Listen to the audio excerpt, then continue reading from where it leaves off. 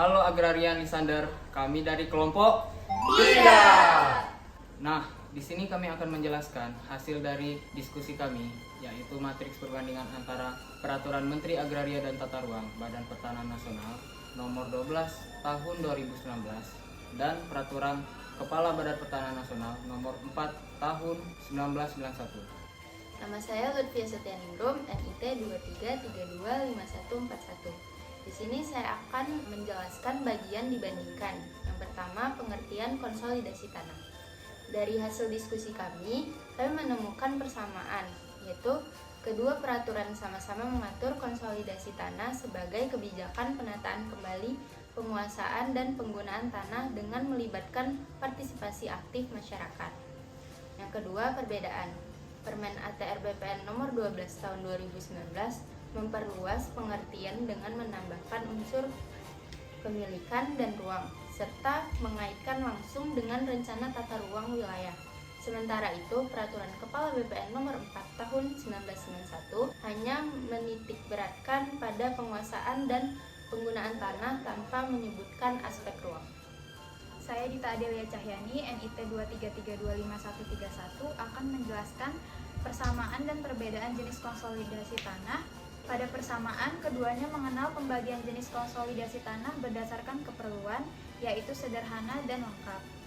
Kemudian pada perbedaannya yaitu Permen ATR BPN nomor 12 tahun 2019 menguraikan jenis secara lebih rinci berdasarkan fungsi, seperti pertanian dan non-pertanian, terus berdasarkan dimensi ada horizontal dan vertikal, serta skala, yaitu skala kecil dan besar atau strategis. Sedangkan Peraturan Kepala BPN nomor 4 tahun 1991 tidak menjelaskan secara terperinci dan hanya mengacu pada wilayah perkotaan dan juga perdesaan. Saya Deli Yuntias, NIT 23325129 akan membandingkan kedua peraturan tersebut dengan bagian yang dibandingkan adalah kontribusi konsolidasi tanah.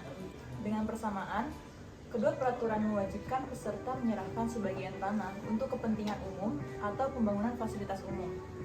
Dengan perbedaannya adalah Permen ATR BPN nomor 12 tahun 2019 menggunakan istilah tanah untuk pembangunan atau TP dan mengatur mekanisme penggantian bagi bidang tanah kecil. Sedangkan Peraturan Kepala BPN nomor 4 tahun 1991 menggunakan istilah sumbangan tanah tanpa ketentuan kompensasi yang jelas. Saya Farid Ahmad Al-Ghifari, NIT 233255134. Di sini saya akan menjelaskan perbandingan kedua peraturan tersebut pada bagian ruang lingkup. Pada bagian ruang lingkup ini, persamaan dari kedua peraturan tersebut ialah keduanya mengatur pelaksanaan konsolidasi tanah di wilayah perkotaan dan pedesaan. Namun terdapat juga perbedaannya, yaitu di bagian Peraturan Menteri ATR BPN nomor 12 tahun 2019 memperluas ruang lingkup menjadi 4 tahapan utama. Yang pertama itu adalah perencanaan, pelaksanaan, pembangunan hasil, dan pengawasan. Sementara itu, Peraturan Kepala BPN nomor 4 tahun 1991 hanya menekankan pada penataan kembali bidang dan hak atas tanah tanpa tahapan yang terperinci.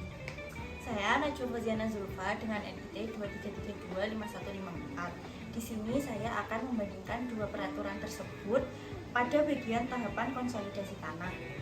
Yang pertama ada persamaan. Keduanya memiliki tujuan yang sama, yaitu mewujudkan penataan tanah yang adil, efisien, dan bermanfaat bagi masyarakat.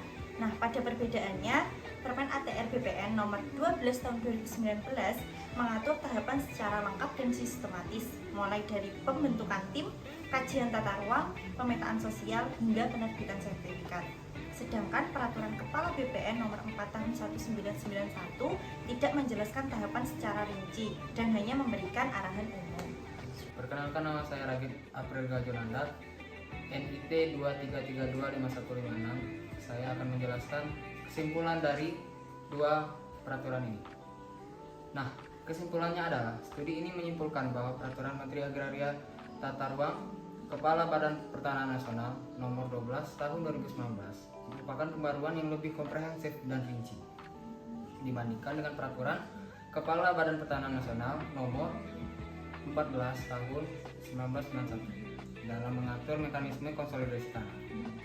Regulasi baru menambahkan ketentuan tentang jenis konsolidasi, tahapan yang terperinci, serta meningkatkan keterlibatan masyarakat untuk menjamin transparansi dan efisiensi pelaksanaan.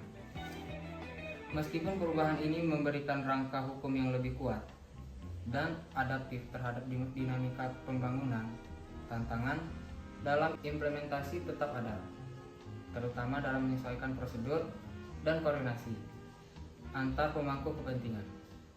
Konsolidasi tanah yang efektif dapat meningkatkan efisiensi penggunaan lahan, mengurangi konflik agraria, dan memperkuat kesejahteraan sosial ekonomi dan masyarakat.